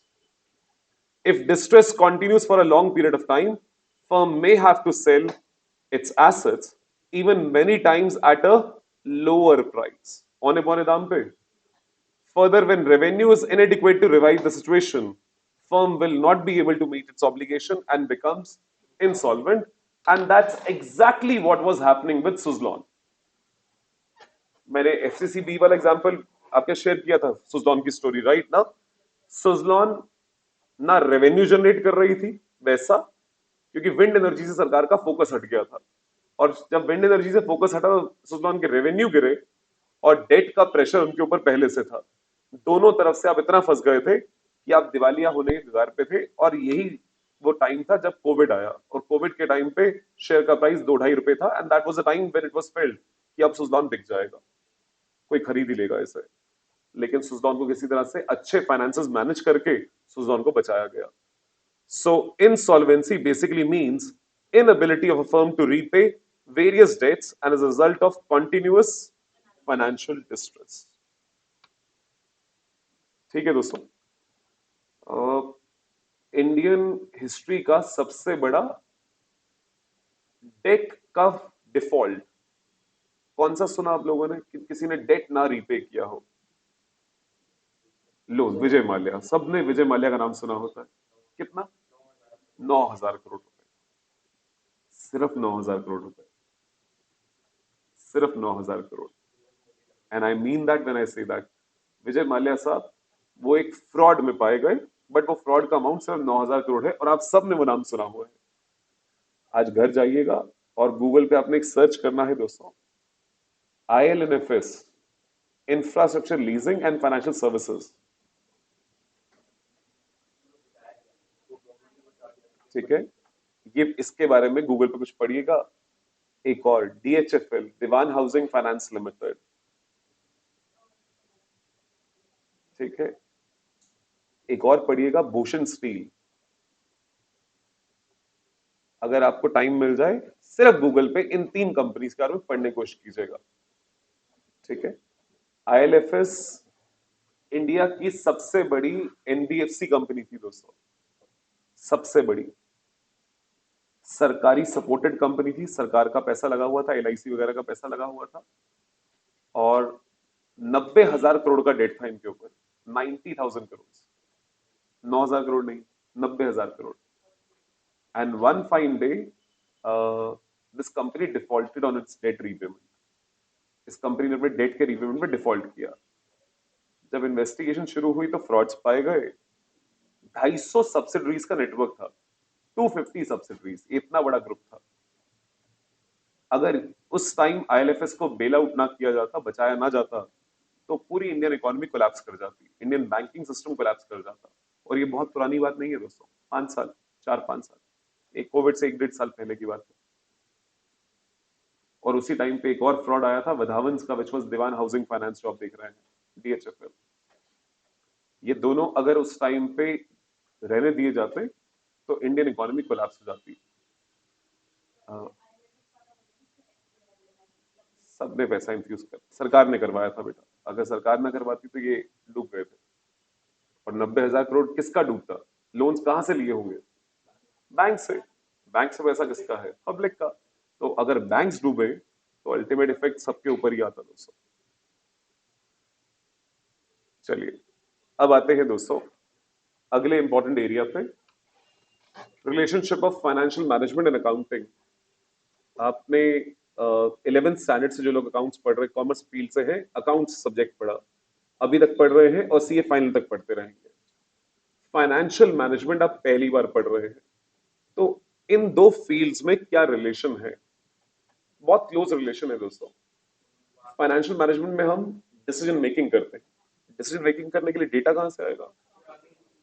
तो accounting में हम decision making नहीं करते हैं, लेकिन अकाउंटिंग फीडर सिस्टम है जिसके बेसिस पे हमारे फाइनेंशियल मैनेजमेंट के डिसीजंस लिए जाते हैं। सो अकाउंटिंग और फाइनेंशियल मैनेजमेंट दोनों बहुत क्लोजली निट है। रादर ऐसा कहना सही होगा, जहां अकाउंटिंग खत्म होती है वहां से असली फाइनेंशियल मैनेजमेंट स्टार्ट होती है, क्योंकि फीडर सिस्टम है। Accounting will feed into the information for financial management decisions. तो बहुत सारी सिमिलैरिटीज हैं, बट दो मेजर डिससिमिलैरिटीज हैं, दो चीजें जहां पर ये दोनों बिल्कुल डिफरेंट हैं। वो दो चीजों को समझना बहुत जरूरी है ताकि आप ये समझ सके आगे इस सब्जेक्ट में कहां हम जाने वाले हैं। सबसे पहला डिफरेंस है दोस्तों ट्रीटमेंट ऑफ फंड्स का। अकाउंटिंग में फंड्स अक्रूवल बेस पे डील किए जाते हैं, profits on accrual basis. Financial management में जब हम फंड्स की बात करते हैं, दैट्स ओनली कैश फ्लोज। इसीलिए मैंने कहा था शेयर की वेल्थ को मैक्सिमाइज करने का मतलब था डिविडेंड की प्रेजेंट वैल्यू, शेयर के मार्केट प्राइस को मैक्सिमाइज करना, कैश फ्लोज। तो फंड्स अकाउंटिंग में मतलब होता अक्रूवल बेसिस पे प्रॉफिट वाली चीज है, लेकिन when it comes to financial management, funds का मतलब है कैश फ्लोज, जिन्हें टाइम वैल्यू ऑफ मनी के लिए एडजस्ट किया जा सके। अकाउंटिंग में आप उन्हें टाइम वैल्यू ऑफ मनी के लिए एडजस्ट नहीं कर सकते। ठीक है दोस्तों। और दूसरा इंपॉर्टेंट डिसीजन, दूसरा फर्क है डिसीजन मेकिंग का। अकाउंटिंग में डिसीजन मेकिंग नहीं हो सकती, नहीं होती है। अकाउंटिंग सिर्फ डेटा प्रोवाइड करता है, historical data. Financial management is about taking decisions about future. तो फाइनेंशियल मैनेजमेंट फ्यूचरिस्टिक है, जहां पे डिसीजंस लिए जाते हैं। और इसीलिए मैं कहता हूं आपको पैसा अकाउंटिंग का नहीं मिलता है दोस्तों, आपको जो पैसा मिलता है वो मिलता है इस एस्पेक्ट का, डिसीजन मेकिंग का। तो हम जो रोल प्ले करते हैं वो बहुत ब्रॉडर रोल होता है। इसीलिए ये पेपर, चाहे आपके कोर्स का आखिरी पेपर रखा गया इंटर स्टेज का, लेकिन ये पेपर ऑल परवेसिव है, बहुत इंपॉर्टेंट है, इसीलिए इसकी इतनी वैल्यू है। ठीक है जी, तो आइए फटाफट से कुछ देखेंगे। पहला बुलेट जल्दी से पढ़ेंगे दोस्तों।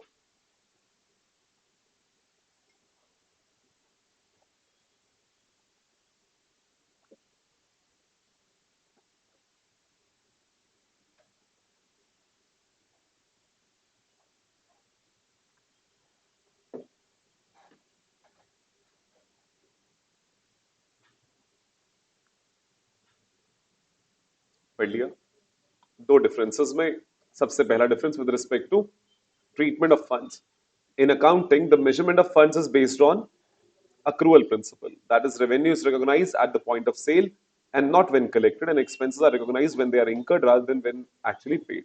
Accrual तो समझाने की जरूरत नहीं है दोस्तों, ओके, मान लो ना, हाँ. The accrual-based accounting data do not reflect fully the financial condition of the, और ये बातें हम बहुत बार कर चुके होंगे दोस्तों.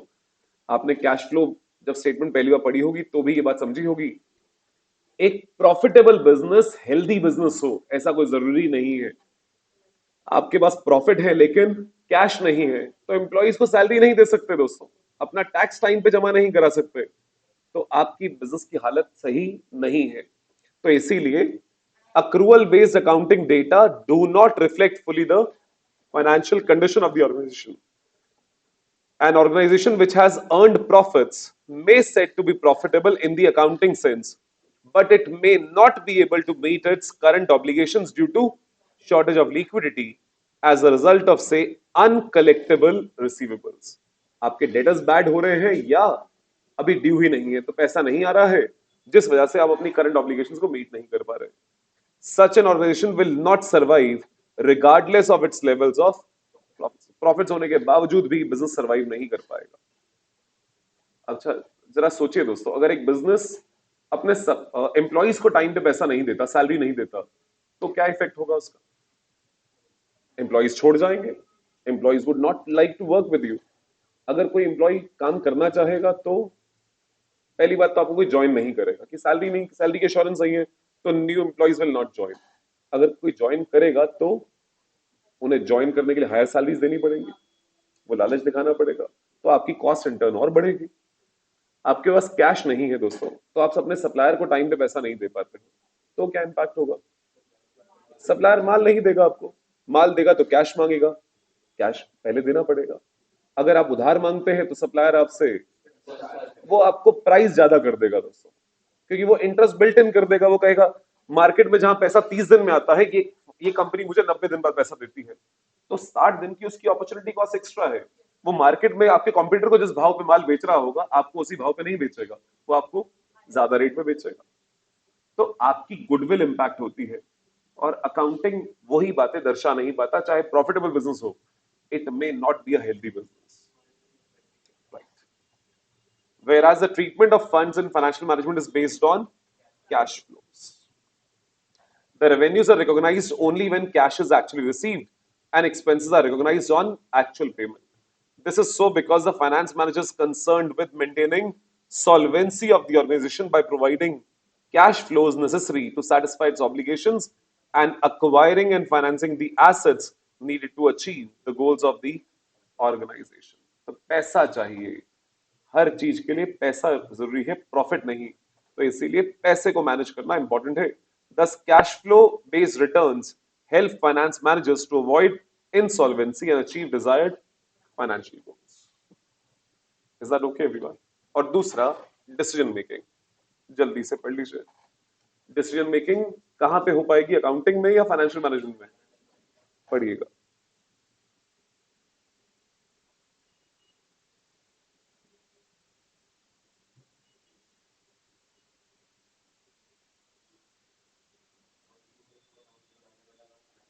अकाउंटिंग हिस्टोरिकल डेटा पे बेस्ड है, पोस्टमार्टम है, रिकॉर्डिंग का काम कर रहे हैं. लेकिन फाइनेंशियल मैनेजमेंट उसके बाद शुरू होती है, फ्यूचरिस्टिक है, डिसीजंस लेने. इज दैट ओके दोस्तों? चलिए अगली एक इंपॉर्टेंट टर्म पे आते हैं. अनदर इंपॉर्टेंट टर्म जो आगे आने वाली कुछ थ्योरी के अंदर बहुत इस्तेमाल होने वाली है, इसलिए देखिएगा दोस्तों. Agency problem. बेटा एक कंपनी का ओनर है शेयर होल्डर, लेकिन कंपनी चला कौन रहा है? मैनेजमेंट. मैनेजमेंट अपॉइंट कौन कर रहा है? Share holders. ओनर्स ही अपॉइंट कर रहे हैं to run the company on their behalf. यानी क्या मैं कह सकता हूं, management is like the agent of share holders. Fiduciary relationship है. फिड्यूशियरी मतलब ट्रस्ट रिलेशनशिप है. आपने ट्रस्ट करके अपनी कंपनी चलाने के लिए मैनेजमेंट को दे दी है, तो management is the agent of owners only.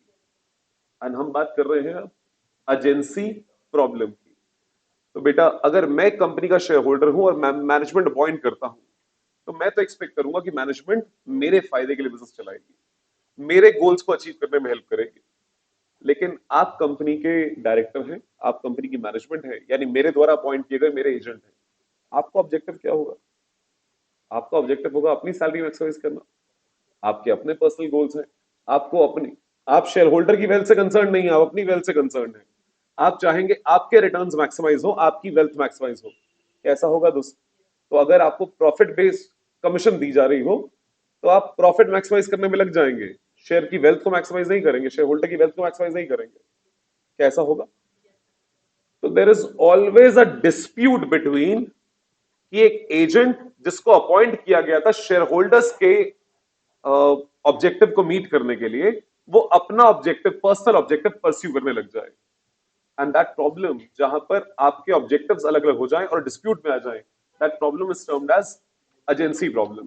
That the agent will work towards fulfilling his own goals rather than fulfilling your owner's goals. तो एजेंट अपने लिए काम करना शुरू कर दे rather than fulfilling the management the owner's goals, that's termed as agency problem. और इस agency problem से फिर नुकसान भी है दोस्तों। नुकसान किस चीज के? अच्छी अपॉर्चुनिटीज आ रही हैं, लेकिन अच्छी अपॉर्चुनिटी शायद मैनेजमेंट ना लेना चाहे क्योंकि उसमें बहुत ज्यादा प्रॉफिट नहीं है, या प्रॉफिट लॉन्ग टर्म में आएंगे, लेकिन मैनेजमेंट चाहती है प्रॉफिट अभी मैक्सिमाइज करना क्योंकि अभी कमीशन मिलेगी उसे। तो वो ऐसे प्रपोजल्स को हो सकता है रिजेक्ट कर दे जो लॉन्ग टर्म में शेयर होल्डर्स की वेल्थ को मैक्सिमाइज करते, हो सकता है दोस्तों। तो अपॉर्चुनिटी की कॉस्ट हो सकती है और अगर मैनेजमेंट को कंट्रोल करना है, मैनेजमेंट के एक्शंस को कंट्रोल करना है, तो क्या करना होगा? मैनेजमेंट अपने लिए काम कर रही है, हमारे लिए काम नहीं कर रही, अपने फायदे को प्रमोट कर रही है, तो मैनेजमेंट को कंट्रोल करना होगा। कैसे? सुपरविजन करनी होगी दोस्तों। सुपरविजन करने के लिए मतलब आपको बार बार उन्हें मॉनिटर करना होगा, तो मीटिंग्स करनी होंगी या उनके ऊपर एक और लेवल्स बनाने होंगे, ऑडिट्स करवाने होंगे। कैसा होगा दोस्तों? इन सब चीजों के खर्चे हैं, एंड जितने ये खर्चे इन्वॉल्व होते हैं because of this agency problem, they are termed as agency cost. मेरी बात समझ आती है दोस्तों? रिलेशनशिप को और मैनेजमेंट के ऑब्जेक्टिव्स को अपने साथ अलाइन करने की कॉस्ट जो आपको आ रही है, जो आपको नुकसान हो सकता है, उस नुकसान से बचाने के लिए जो आप खर्चे करते हैं, दैट्स कॉल्ड एजेंसी कॉस्ट। ठीक है जी, ओके। तो पहले एक बार फटाफट एजेंसी कॉस्ट से पहले एजेंसी प्रॉब्लम की बात करते हैं, फिर 4 तरह की एजेंसी कॉस्ट होती है, कौन कौन सी उसकी बात करेंगे, बट पहले एजेंसी प्रॉब्लम क्या है। In corporates there is a separation between owners, shareholders and managers. There is a principal agent relationship between managers and owners. Theoretically, managers should act in the best interest of shareholders. Theoretically, ऐसा होना चाहिए। Agent किसके फायदे के लिए काम करे? Shareholders के। However, in reality, managers may try to maximize their individual goals like salary, perks, etc., which is known as agency problem. Theme समझ आती है दोस्तों? In a nutshell, agency problem is the chances that managers may place personal goals ahead of goals of owners. Owner की target को पीछे छोड़ के, उसके ऑब्जेक्टिव को पीछे छोड़ के अपने गोल्स परस्यू करें। Agency problem leads to agency cost. Agency cost is the additional cost borne by the shareholders to monitor the managers and control their behavior so as to maximize shareholders' wealth. अब दोस्तों, agency cost broadly हम कहते हैं 4 तरह की हो सकती है।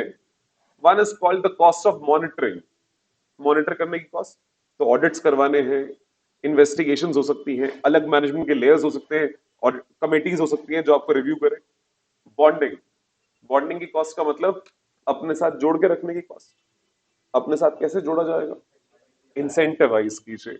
तो ये जो ईसॉप्स दिए जाते हैं दोस्तों, ये इसी चीज को दूर करने के लिए दिए जाते हैं।